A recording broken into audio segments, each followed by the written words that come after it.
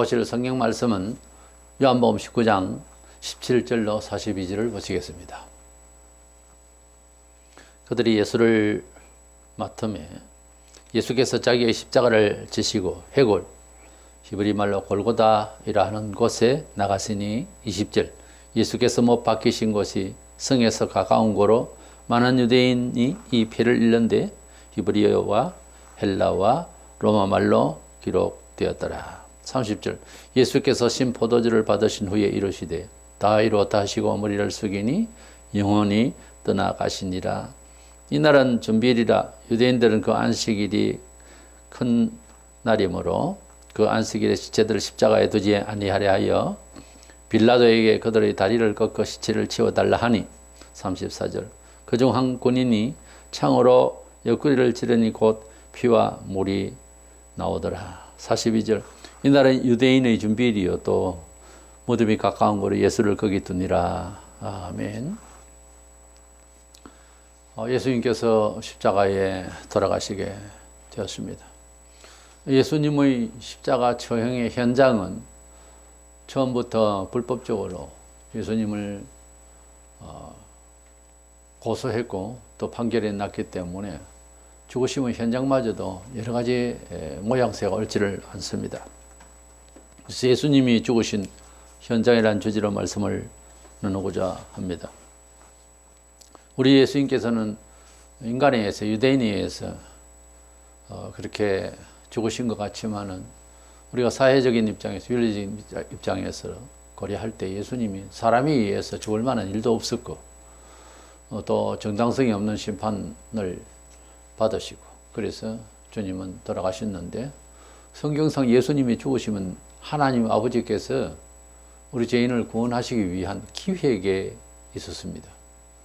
죽으심의 그 원인 규명을 사회적인 입장에서 볼 것이 아니고 역사적 의, 종교사적 의, 그래서 구약 성경에서 메시아를 주시고 어떻게 우리에게 이 희생의 가치를 주실 것인가 하는 것에 대한 예언의 말씀이 있고 또한 친히 예수님께서 말씀하신 자기 죽으심에 대한 효과에 대해서 하나님 아버지의 사랑의 증거에 대해서 여러 말씀을 하셨어요.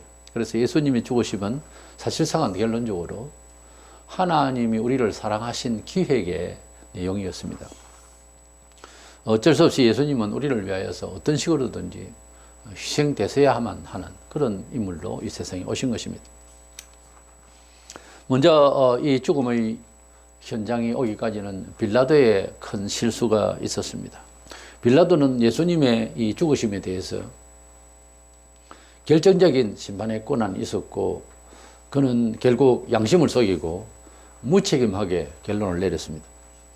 예수님의 마지막 목숨에 대한 신문을 하게 되는 빌라도가 이렇게 자기 양심을 버리고 예수님을 아무리 봐도 또 몇 마디로서 신문을 했지만은 죄를 찾을 수가 없다고 천명을 했음에도 불구하고 그리고 그는 예수님을 유대인들에 의해서 죽도록 내버려 뒀습니다. 우리는 예수님을 믿는 믿음의 신앙 고백을 할 때 빌라도에게 권한을 받아서 예수님은 빌라도에게 직접적인 권한은 아니지만은 그러나 빌라도의 그 책임을 다하지 못한 그런 결정적인 심판을 그 신문을 제대로 하지 못한 상황 때문에 예수님 돌아가셨기 때문에 사도신경의 신앙 고백에서 빌라도를 이제 우리가 주님이 그를 통해서 권한을 받았다고 이렇게 우리가 고백을 하게 됩니다. 불법적인 그런 신문 그리고 결과 이런 죄가 없으신 분이 빌라도가 그도 몇 차례 백성들 앞에 놓아주려고 예수를 놓아주려고 죄가 없어 보인다고 그렇게 했지만은 결국은 예수님이 돌아가시게 됐는데 예수님이 처형되신 이 사형집행장의 내용이 다 같은 죄인이지만은 뭐 큰 흉악한 죄를 짓고 죽으면 어떤 정당성을 찾을 수 있어요. 근데 이 처형의 현장은 빌라도의 실수로 인해서 만들어진 현장입니다. 그렇기 때문에 예수님의 처형되신 이 현장에서 가장 원인 규명을 해 들어가면은 유대인들이 뭐 잘못이지만은 그러나 빌라도 총독이 만들어낸 현장이라고 봐도 과언이 아닙니다. 그러면 이제 두 번째로 예수님께서 이 죽으신 현장의 그림들을 살펴보려고 하는데, 당시에 죄수가 되면은 이제 처형받게 될 죄수는 자기가 못 박혀서 죽게 될 최고의 처형 방법인데, 자기가 못 박혀 죽을 십자가 틀을 지고 처형될 장소까지 올라가야 되는 것입니다. 예수님께서도 골고다 언덕으로 자신의 십자가를 지고 올라가실 때에 이리저리 자꾸 쓰러지고 그랬습니다. 로마 병정들이 이제 예수님을 끌고 갈 때에, 물론 예수님 돌아가실 때 함께 그날 묘하게 죽게 된 두 강도도 있는데요. 그들은 진짜 강도고 살인자입니다. 처형될 아주 흉악한 죄인들이었죠. 그 사람들은 뭐 힘이 좋아서 지고 갔는지 모르지만 예수님은 힘이 없었습니다. 왜 그랬을까? 금요일날 새벽에 잡혀오셨는데, 목요일날이죠. 그 전날 철학 기도를 하시면 산에서 게시마네 동산에서 기도하실 때에 피땀 흘려 기도하셨다고 그랬어요. 아주 생애 늘 기도하셨지만 그날 밤은 진을 빼고 기도하셨어요.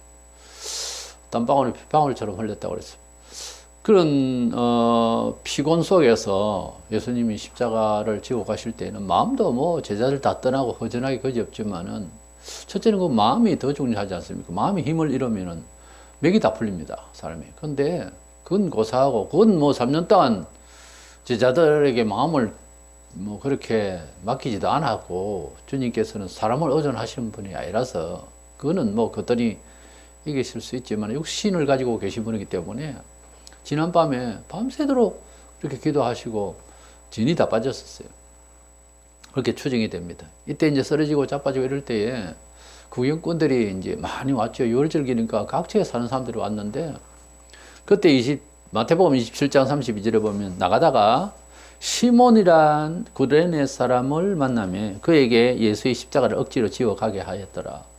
구경꾼 중에서 덩치가 있고 키도 크고 힘 좋은 사람이 하나 있는데, 로마 병정이 아마 그런 태도였을 거예요. 창을 가지고 야 너 이렇게 하면 어깨 탁 때리면 쥐라 그러면 그냥 복종해야 되니까, 로마 치하에 있었던 시절이기 때문에 아마 그래서 그는 싫지만 죄인도 아닌데 그것을 지고 간다고 하는 것이 기분이 좋을 일은 없죠. 그 무거운 십자가를 시몬이 지고 올라갔어요. 마침내 골고다 언덕에서 아마 주님께 인계를 했던 것 같습니다. 근데 나중에 보니까 시몬은 예수님을 믿었던 걸로 보입니다. 우리가 같은 죄인의 모습이 이제 있어서 자기는 뭐 그걸 짓는지 모르지만, 그러나 십자가 나무를 예수님께 인계할 때에, 현장에서 가서 인계할 때 얼굴을 볼 때는 죄인스럽지 않았을 겁니다. 그가 볼 때도. 그래서 누군가 하고 아마 이런저런 소문을 듣게 되고, 결국은 예수님을 자기가 조금이라도 도왔다는 생각에서 큰 희열과 감사와 묘한 감정이 있었을 거예요. 그리고 그는 예수를 믿었던 것 같습니다. 로마 16장 13절에 보면은 바울이 루포와 그의 어머니를 문안하라 이렇게 서신에 말하고 있는데, 마가 15장 21절에 보면은 루포의 아버지가 시몬으로 나옵니다. 그러니까 그가 예수를 믿었다는 증거죠. 시몬은 안 나오지만 그의 어머니라는 말이 나오는데, 고레네 사람 시몬의 어머니는 여기 이제 현존하고 있는 것이 보이고요. 이래서 아마 시몬은 예수님의 십자가를 억지로 지고 갔지만 그 일로 인해서 그가 구원을 받는 가족이 되지 않았나 하는 추정을 할 수가 있습니다. 어쨌든 예수님께서 죽음의 현장에 이런저런 모습들을 우리에게 보여주신 영적인 메시지가 있는데, 문제는 예수께서 못 박히실 때에 묘하게도 정말 죄인이라 큰 죄인이라서 사형을 받게 되는 두 강도가 있었습니다. 한쪽 강도는 누가복음 23장 42절에 보면은 예수님께 구원을 청했어요. 한쪽 강도는 계속 욕을 하고 있고 자기 못난 줄은 모르고 예수를 욕을 하고 있고, 한편 강도는 욕하지 말라고, 우리가 지금 처형받게 되는 것은 정당성이 있지만은 이분이 한 일은 옳지 않은 것이 없었다고 그러면서 예수님의 의로움에 대해서 이야기를 하고 있고, 그리고 당신의 나라에 임하실 때 하는 거 보면 천국을 이해하고 있고요. 그리고 나를 생각해 달라고 구원을 청한 거죠. 겸손한 마음으로. 자, 이 강도에 하는 말을 누가복음 23장에 나오는 이 강도를 보면은 예수님에 대해서 소문을 들었다는 이야기고 또 천국의 이야기를 알고 있었다는 이야기예요. 우리 사회 속에서 강도를 만날 수도 있고요. 흉악한 사람을 만날 수도 있습니다. 아실 것은 그가 혹시 옛날에 예수를 믿었는지 모릅니다. 그가 혹시 회개의 기회가 있을지 모릅니다. 그러니까 막말을 하고 그렇게 소망을 잃고 사람을 그렇게 보면 안 된다는 거죠. 이 지금 강도가 어떤 사람이었는지 일반 사람 잘 모르잖아요. 그 십자가상에서 이야기하는 것을 이제 사도가 보고 또 성령으로 이렇게 기록된 것으로 우리가 알고 있지. 동네 사람 그 사람이 어떤 사람인지 모르지 않습니까? 이 두 강도가 양편에 못 박혔고요. 중간에 예수님이 이제 못 박혀서 돌아가시게 되는데, 예수님 양쪽에 두 강도가 누구냐는 거죠. 상징적인 그 인물을 통한 대상이 누구냐면 바로 인류사의 모든 왔다 간 우리 인생들입니다. 우리 인생 양편에 마땅히 죽어야 하는 양편의 강도처럼 그런 존재인데, 그러면서도 자기 못나서 죽는 줄 모르고 계속 예수나 욕하고 있는 우리들인데, 한편 강도처럼 예수님의 의로우심, 그리고 천국의 주인 되심과 예수님께 구원을 청하면 구원을 받는다고 하는, 나는 주님께 드릴 것 없고 죄인이요 아무것도 할 수가 없는, 못 박혀서 뭘 하겠어요. 그렇게 할 수밖에 없는 죄인인 나를 위하여서 주님이 돌아가시게 되고, 주님은 내가 구원을 청하면 들어주시는 분이다. 이렇게 믿었던 이 강도처럼 우리가 강도보다 더 흉악한 죄를 지어도 우리가 예수님께 구원을 청하면은 구원을 주시는 예수님이시다. 이것을 성경은 가르치려고 하는 거죠. 또 두 번째로는 20절에 예수님의 십자가 위에서 죄패를 붙여놨는데 히브리어와 로마 글자와 헬라어로 기록되어 있습니다. 히브리는 유대인들이 일토로 하는 것이고, 로마는 그때 패권국으로서 이방인을 상징적으로 말하는 거죠. 헬라는 모든 민족들이 쓸 수 있는 이방 이제 글로서의 대표적인 글입니다만, 일단 거기에 몰려든 사람들은 히브리어와 로마어와 헬라어를 주로 쓰고 있었던 시절이라 이 사람이 무슨 죄를 짓다는 것을 알게 하기 위해서 이 글을 세 가지로 썼다는 것은 우리에게 들려주고자 하는 뜻은 모든 세상에 그 어떤 사람이라도 그 말입니다. 말귀를 알아듣고 그를 알아들을 수 있는 모든 사람들에게는 이분이 우리의 왕이시고 메시아시다. 이거를 증거하기 위해서 글자 세 가지를 이렇게 제 표명을 붙였다. 이렇게 이해를 하면 좋겠습니다. 그리고 세 번째로는 예수님께 입으신 속옷을 군인들이 서로 제비 뽑아서 나누게 되었는데, 시편 22편 18절에 내 겉옷을 나누며 속옷을 제비 뽑나이다 하는 구약의 예언이 있습니다.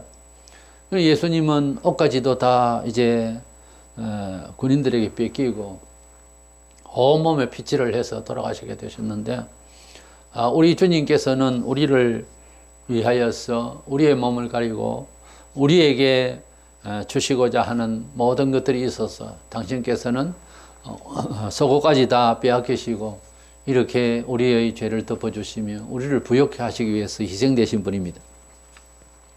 네 번째로는 보면은 참 기가 막힌 현장인데, 본문 25절에 보면 예수의 십자가 곁에는 그 어머니와 이모와 글로바의 아내 마리아와 막달라 마리아가 섰는지라 그랬습니다.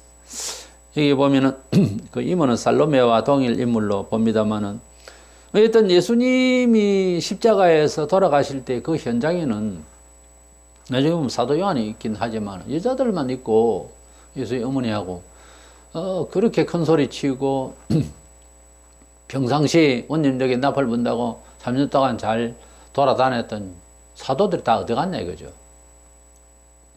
우리가 예수를 믿는다 하지만은 자기 자존심을 죽이고 희생하고 하는 데는 참 어려워집니다. 헌금을 해서 좀 연보를 하고 도와줘야 되겠다는 지갑이 안 열어져요. 말은 뜻은 감동이고 눈물을 절절 흘리고 밤새도록 기도했는지 모르지만 막상 지갑을 여세요 하면 안 열립니다. 우리가 죽음의 현장, 희생의 현장, 그런 현장을 만나면 사도들을 욕할 수가 없어요. 다 떠나버리고 없습니다. 다섯 번째, 예수님이 십자가에 달리시기 전까지는 어머님을 봉양한 것으로 믿어집니다. 아무렴 어머님을 모른 척하고 살았겠습니까? 그 뒤에 성인이 되어서 보면 아버지 이름은 안 나오는 거 보면은 어머님은 살아 계셨던 것 같습니다. 사도 요한에게 어머님을 이제 네가 좀 봉양해라 하는 뜻에서 부탁을 하는 것을 보게 되는데, 예수님이 동생들이 있고 누이도 있습니다. 그런데 그때까지만 해도 아직까지 예수님을 믿지를 않았고 하나님의 아들로서, 메시아로서 믿기질 않았던 것 같습니다.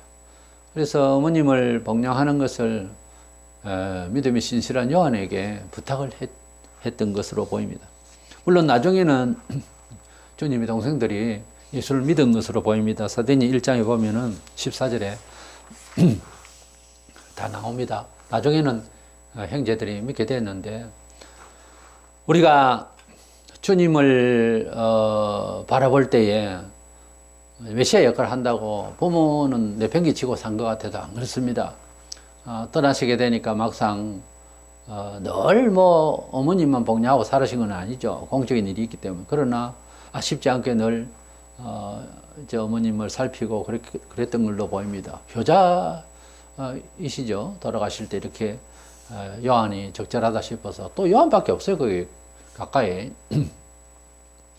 그래서 주님의 마음 가까이, 심장 가까이에 있는 요한에게 어머님을 부탁한 것을 보면 효행이 지극하신 분이 아닌가 합니다.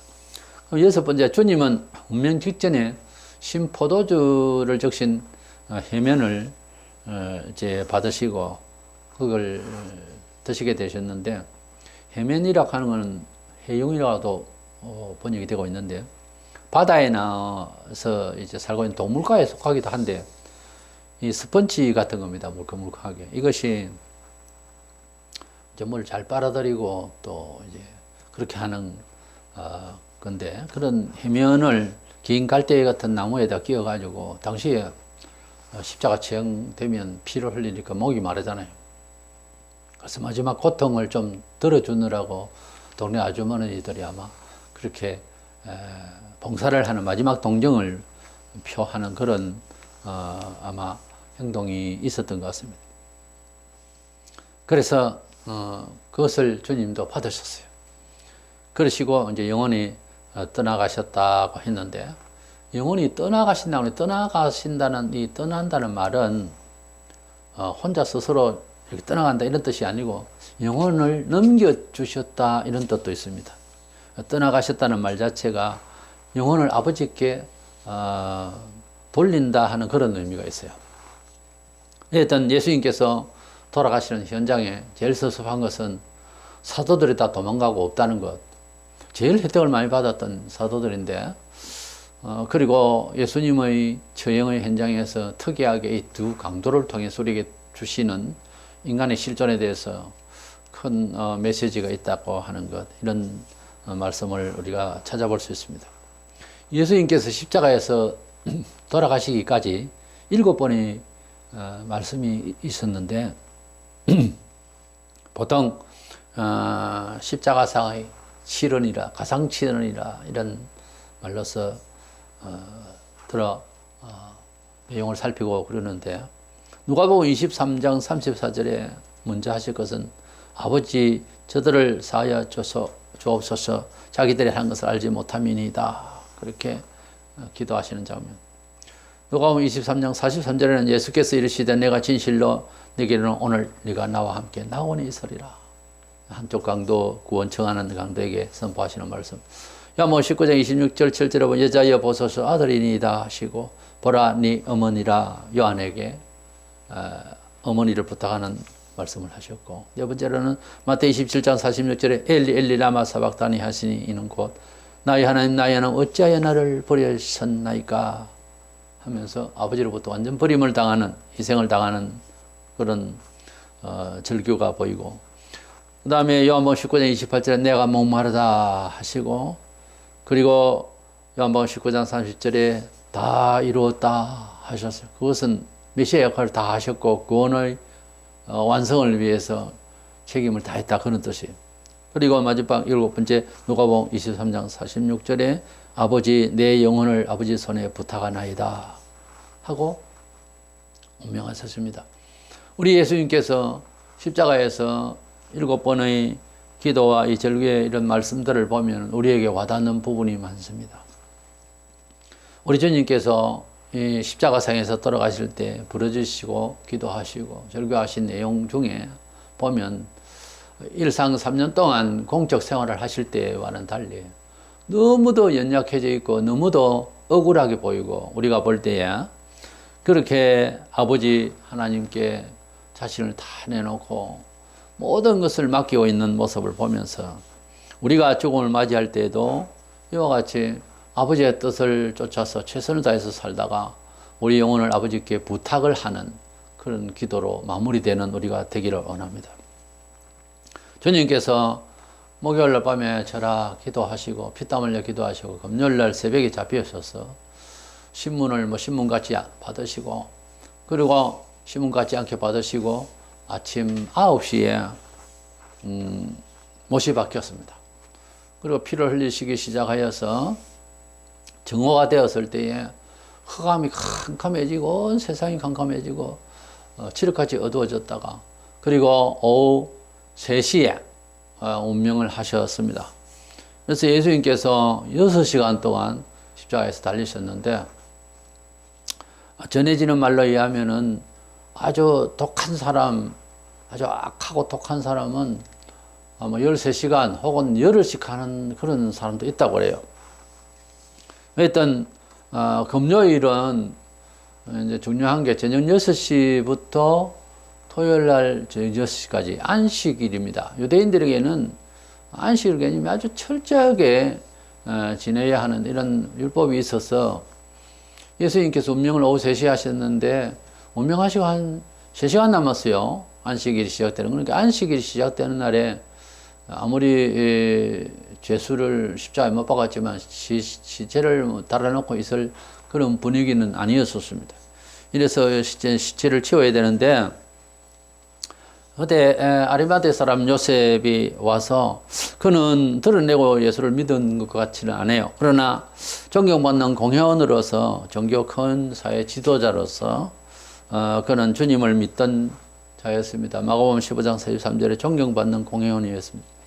그는 예수님의 시신을 자기가 책임지겠다고 하고 받으려고 했습니다. 그때 다른 양쪽의 두 강도는 죽은 것을 확인하기 위해서 뼈를 꺾고 큰 칼로서 그렇게 처리를 했고 예수님은 이제 뼈를 꺾지 아니하시고 돌아가실 것 그것이 구약 시편 34편 20절에 예언이 되어 있습니다만 36절에 보면 본문에 다리를 꺾지 않고 예수님은 옆구리에다 창을 찔러서 사람이 죽으면 물이 고입니다. 배가 커지고 그래서 찌르면 여기서 이제 물이 나오게 되죠. 많은 물이 나오게 되고 물과 피가 다 쏟아졌습니다. 이래서 죽었다.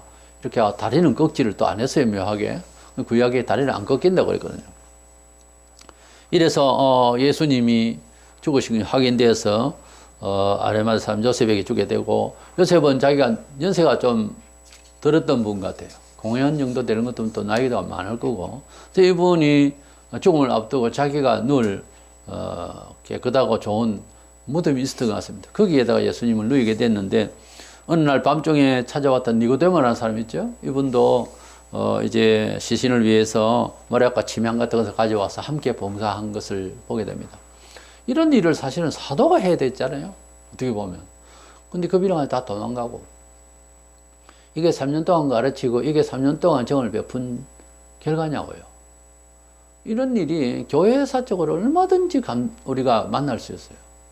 최고 정을 나누고 최고 희생을 하고 최고 마음을 주고 했는데 배신을 받는 경우 기가 막히는 일이죠. 우리 예수님이 지금 위로를 받아야 시신이지만 위로를 받아야 할 이 아리마대 사람 요셉이나 무슨 니고데모 이런 사람이 아니고 베드로나 뭐 이런 사람이 돼야 안 되겠어요? 그런데 다 떠나고 없습니다. 우리는 오늘 주님이 죽으신 현장을 살펴봤습니다.